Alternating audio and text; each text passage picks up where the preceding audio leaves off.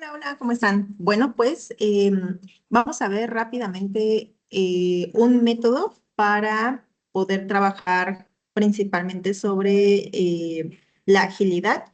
Obviamente es una parte o es una opción, no quiere decir que es la única manera de hacerlo. Y pues bueno, vamos a comenzar justamente con la definición, ¿no?, de estos movimientos.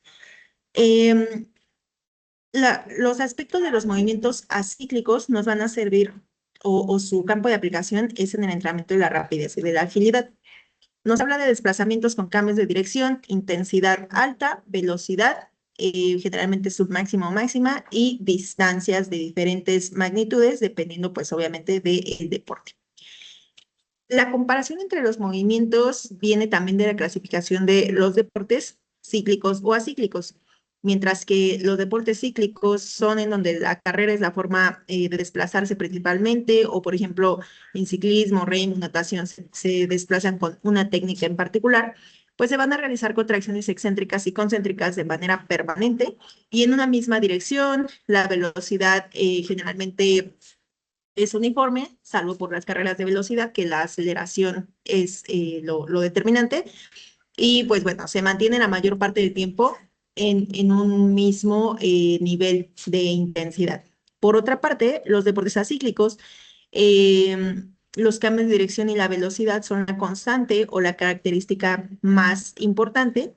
Y vamos a tener en cuenta que las contracciones excéntrico-concéntricas se van a realizar en diferentes magnitudes y con diferentes movimientos específicos. También es importante que recalquemos que el tiempo de descanso es súper variado. Hay veces que puedes hacer, no sé, un salto para bloqueo y descansar un minuto porque la jugada así fue, o haces un bloqueo y inmediatamente tienes que desplazarte lateral y hacer otro bloqueo o rematar. Entonces, eso es lo que da la principal característica de variación. A nivel de sistemas, pues se va a utilizar de manera mixta los sistemas de ATP y fosfocreatina, el metabolismo glucolítico aeróbico, el anaeróbico, porque por lo mismo, como no es uniforme, pues bueno, va a estar con una variabilidad bastante alta. Los componentes técnico, táctico y psicológico van a impactar de manera directa en la toma de decisión para poder expresar pues estas combinaciones de rendimiento en los componentes que acabamos de mencionar. Las intensidades de ejecución son altas, el esquema motor generalmente es de corta duración y rápida recuperación o muy corta recuperación y de gran volumen, y hay una estimulación metabólica y neuromuscular combinada. Según el contexto deportivo, pues serán las combinaciones y la metodología que vamos a utilizar para desarrollarlas. El gran paradigma de los deportes acíclicos es que hay una caracterización técnica, táctica, psicológica y psicosocial que va a definir el talento y el rendimiento en ese deporte. Los esfuerzos, como habíamos mencionado, son submáximos, son rápidos, cortos, son repetidos en el tiempo y son de gran calidad técnica. También hablando de los patrones motrices, son puestos en juego en diferentes intensidades, velocidades y de gran variedad. De hecho, hay mucha individualización sobre la propia técnica con la que puedes desarrollarte y además los ajustes que puedes generar por la situación que se está presentando. Los elementos metabólicos y neuromusculares van a interactuar en ejecución y recuperación. Hay una gran necesidad de recuperarse de esfuerzos cortos de gran intensidad en muy poco tiempo. Y también necesitas reaccionar rápidamente a la ubicación de compañeros y rivales, ya que cualquier cambio de posición, velocidad y movimiento del elemento, pues puede determinar si haces un punto o no, si la defensa fue efectiva o no, etcétera. Y bueno, el nivel de percepción y el mantenimiento de esta en el tiempo va a ser clave para tu rendimiento. ¿Por qué? Porque la ubicación espaciotemporal y la interacción con tus compañeros y con los oponentes marca la toma de decisiones que vas a tener que aplicar.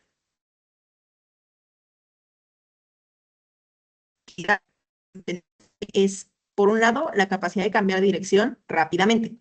Estos cambios de dirección incluyen a todo el cuerpo y también a movimientos rápidos segmentarios, o sea, de los brazos o solo de las piernas. La literatura actual la determina como una cualidad compleja y de naturaleza multifactorial, ya que no solo depende del aspecto físico, sino también del aspecto psicológico, el emocional, y bueno, de qué tan capaz te sientas a nivel técnico y de control, en este caso, e identificación de las situaciones que suceden.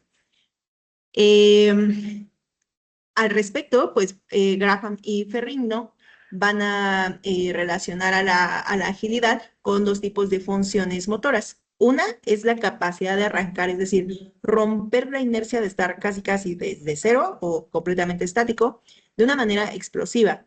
Poder desacelerar, cambiar de dirección, volver a acelerar mientras se mantiene el control del cuerpo o incluso se mantiene el control de algún implemento deportivo y se va a minimizar la pérdida de velocidad. Por otro lado, tenemos que es la capacidad de coordinar varias tareas de deportes específicos de manera simultánea. Entonces, al respecto, Shepard y Young reconocieron que las demandas físicas, principalmente de fuerza, los procesos cognitivos, como el aprendizaje motor y las habilidades técnicas que marcan la biomecánica de la ejecución, son los componentes involucrados en el rendimiento de la agilidad. Y ya tomando en cuenta eso, la definen como el movimiento rápido de todo el cuerpo con cambio de velocidad, cambio de dirección en respuesta a un estímulo. ¿Qué es lo que permite la agilidad? Reaccionar a un estímulo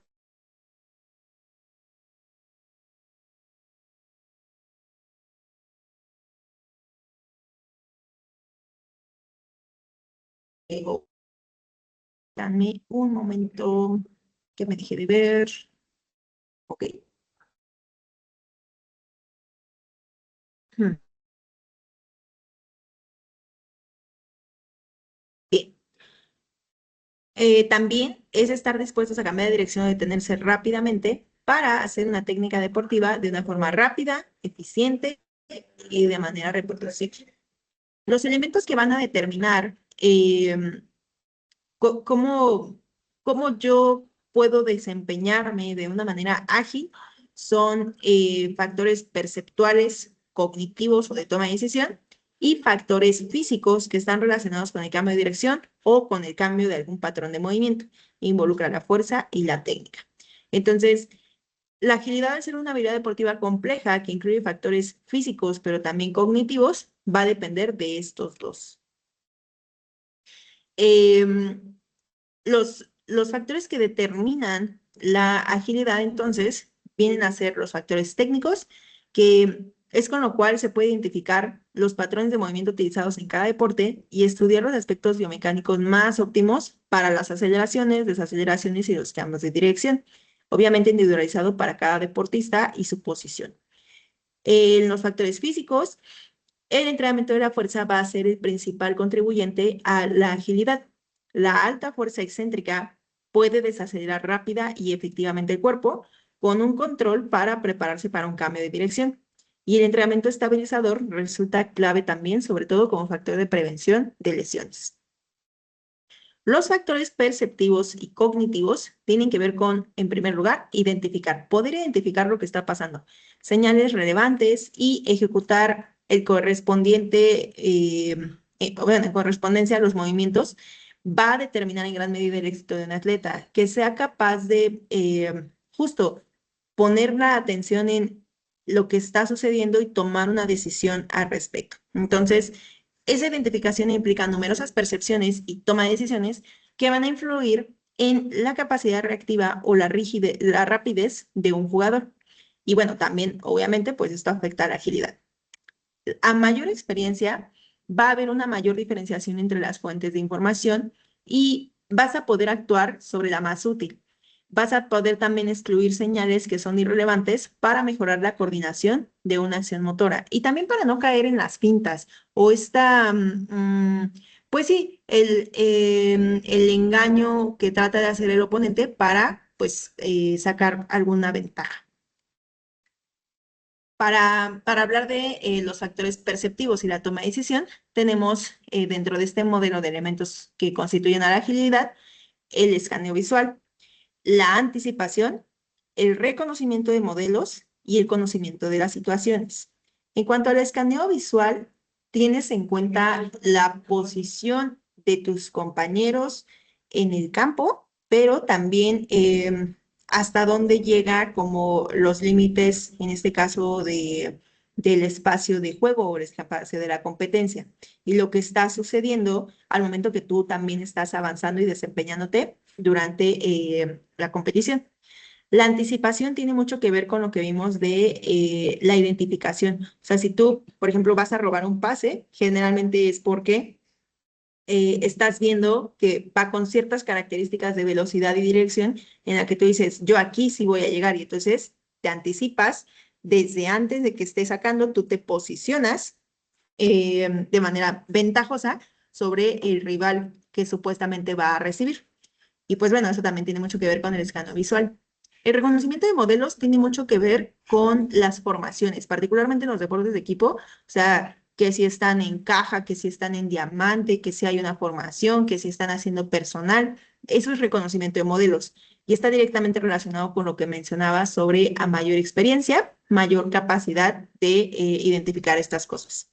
Y el conocimiento de las situaciones también tiene que ver, de nuevo, con la experiencia. Por ejemplo, una situación de fatiga, una situación de desventaja, una situación en donde sabes que el otro lo único que está buscando es hacerte perder el control, que está tratando de hacerte enojar, que se burla. Entonces, el conocimiento de esas situaciones será vital para que no te enfoques en los aspectos equivocados y puedas actuar en pro de el equipo, ¿no? O en este caso, si es un deporte de oposición individual, pues en pro de que obtengas la victoria. Por otra parte, cuando hablamos de la velocidad de cambio de dirección, hay 4 elementos bien importantes. El primero es la técnica.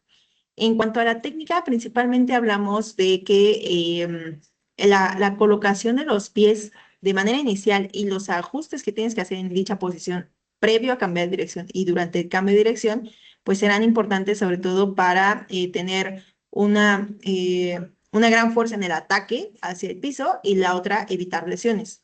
Hay que ajustar las zancadas para acelerar o desacelerar, también en función de cómo reaccione el oponente y la postura corporal que está relacionado con el equilibrio dinámico. Ajá, entonces, estas son cuestiones que se entrenan en el apartado técnico de velocidad de cambio de dirección.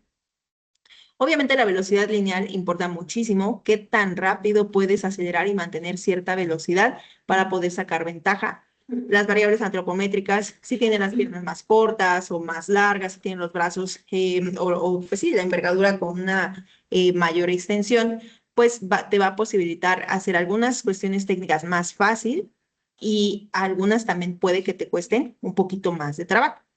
Y las cualidades musculares, que serían la fuerza máxima, la potencia y la fuerza explosiva reactiva, son las principales manifestaciones de la fuerza que van a favorecer que tengas una velocidad alta de cambio de dirección. Dentro de ello, la capacidad de acelerar, que se define como la frecuencia en el cambio de velocidad y se mide por el cambio de velocidad en unidad de tiempo, será uno de los elementos objetivo de entrenamiento, particularmente en la etapa especial. La velocidad máxima es relevante en algunos deportes o disciplinas de pista, pero la capacidad de acelerar y desacelerar puede ser lo determinante en el rendimiento. Recuerden que la velocidad máxima se alcanza aproximadamente a los 25 metros. Y, por ejemplo, voleibol, básquetbol, o sea, hay deportes que ni siquiera llegas a, por lo que mide la cancha o el espacio de juego, no vas a llegar. Entonces, se vuelve más determinante la capacidad de aceleración o de frenado.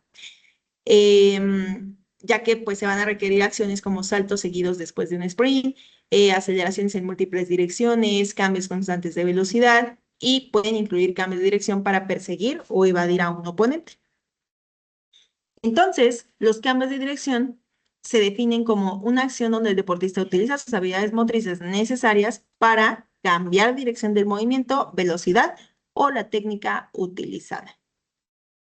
Se clasifican, digamos, en 2 tipos, el que es Side Step Cut, que se define como SS, y es donde la dirección es cambiada apoyando un pie en la dirección opuesta a la que vas a salir. Evidentemente esto pues sí necesitaríamos, por eso sería la importancia de la clase práctica, porque es importante que lo vivencies. Y el Cross Step Cut, que es después de apoyar un pie la otra pierna cruza por delante del cuerpo, proveyendo aceleración en una nueva dirección, que esa dirección es coincidente con el pie de apoyo. Ajá. Entonces, los elementos de la técnica general de los cambios de dirección son posición de pies en relación a la línea media, es decir, la línea de el centro de gravedad. La rotación interna o externa de la cadera para poder colocar el pie hacia adentro o hacia afuera. El grado de flexión de rodilla en el cambio de dirección, ya que usualmente la alineación de la rodilla y el pie también van a marcar en cierta medida el grado de flexión de la rodilla y con ello qué tan rápido vas a poder salir, así como la inclinación y rotación del tronco. Generalmente, a mayor grado de flexión de rodilla, menor será el grado de alineación de rodilla y pie, pero necesitarás una inclinación y rotación más amplia del tronco, tal cual como lo están viendo en la imagen. Probablemente aquí la pierna izquierda está haciendo una rotación interna de cadera, el pie apunta hacia adentro, ajá, y la rodilla, pues, si lo vemos en una dirección diagonal, estaría alineada con el tobillo, más no con el pie, ya que la rodilla sigue apuntando ligeramente hacia adelante, hacia el oponente de rojo, pero el pie está apuntando más hacia adentro, digamos en 45 grados, en relación a la línea de gravedad del deportista, ¿vale? Los cambios de dirección, como medida preventiva, se recomienda que en los giros y cambios de ritmo se realice siempre una ligera flexión de rodillas, manteniendo siempre los pies lo más cerca posible de la proyección de las caderas. Por eso es que bajas el centro de gravedad. Estas medidas mantienen al ligamento cruzado anterior en una situación de menor estrés, además de que permiten a los isquios una posición más favorable de cara a estabilizar la articulación, a controlar la rotación y el desplazamiento anterior de la tibia. Aquí, las fuerzas que tienen lugar en los cambios de dirección son de una magnitud bastante considerable. Por ejemplo, se realizó un estudio en jugadores de NBA en donde se detectó que las fuerzas de componente vertical son de más de 3 veces el peso corporal en un cambio de dirección. Entonces, pues, es un factor entrenable.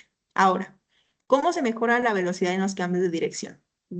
Aquí lo que se hizo es una comparativa entre los test que incluyen cambios de dirección eh, digamos, los grados, perdón, que está implicando ese zigzag.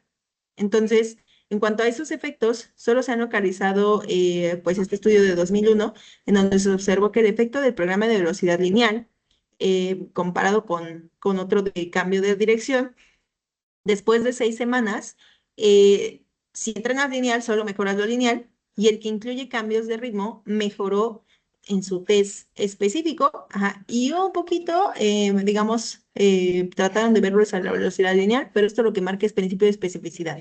Tú vas a mejorar la velocidad en lo que entrenes. Si entrenas sprints lineales, si entrenas rompimientos rápidos en línea recta, en eso vas a mejorar. Si entrenas un rompimiento de cortar al centro y después abrir, en eso vas a mejorar. Entonces, ¿qué es lo que quiere decir? Que tienes que entrenar el tipo de cambio de dirección que pretendes aplicar. Los shoots son acciones características del fútbol y también del rugby. Son responsables de la mayoría de las acciones que permiten anotar goles o tantos. El tiempo de contacto promedio entre el pie y el balón es de unos 12 milisegundos para los profesionales y de 16 a 17 milisegundos para los amateurs. Para hacernos una idea con otro deporte de alta complejidad, técnico-táctica como es el tenis, el tiempo de contacto en un drive es de 3 a 5 milisegundos. Por lo tanto, si un jugador realiza 35.000 acciones de un pase o chut al año, solo está dedicando 5 minutos con 50 segundos a estas acciones desde un punto de vista neuromuscular, pero son de gran intensidad. Entonces, estos tienen mucho que ver con el tiempo de contacto y las velocidades. Entonces, las velocidades de ejecución van a depender de si nuestro interés se encuentra en el pie, el balón o en su conjunto cuando toman contacto. Por ejemplo, el pie llega a una velocidad de 19.6 metros por segundo al balón. Una vez que contacta, se llega a un punto de formación máximo y la velocidad se reduce a 13.4 metros por segundo. Y al perder contacto, aumenta la velocidad del pie a 14.1 metros por segundo. El balón aumenta su velocidad hasta unos 26.4 metros sobre segundo. ¿Cómo se mejora? Eso es lo que nos interesa. Aquí pues se han realizado estudios donde incluyen secuencias de ejercicios que progresan de lo general a lo específico. y las secuencias se realizaron de 3 a 6 veces por sesión, es decir, 10 sesiones de entreno.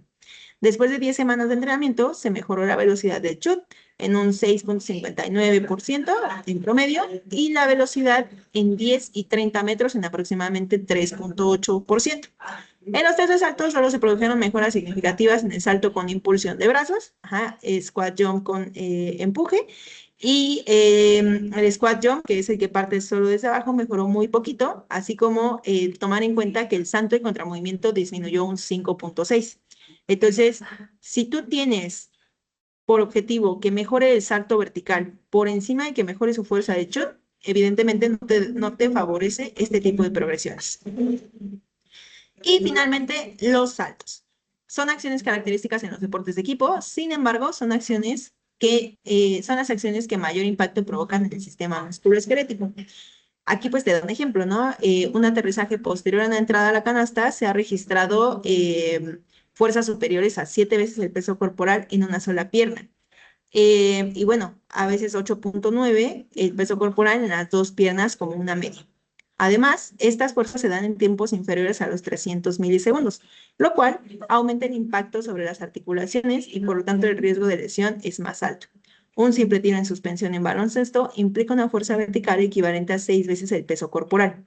Por lo tanto, como parte del entrenamiento debe estar la técnica de salto, pero también la fuerza de amortiguación o la fuerza de frenado, isométricos máximos, hacer saltos a la caja y tensarse para evitar moverse una vez que se hace el aterrizaje, etc.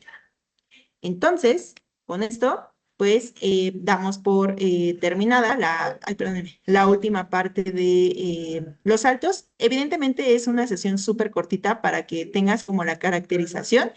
En adelante, pues seguiremos viendo cómo es el proceso de entrenamiento y pues ya lo saben que les dejo ahí las referencias. Entonces, eh, es importante que en esta parte de agilidad tomemos en cuenta que los elementos no necesariamente se van a entrenar por separado.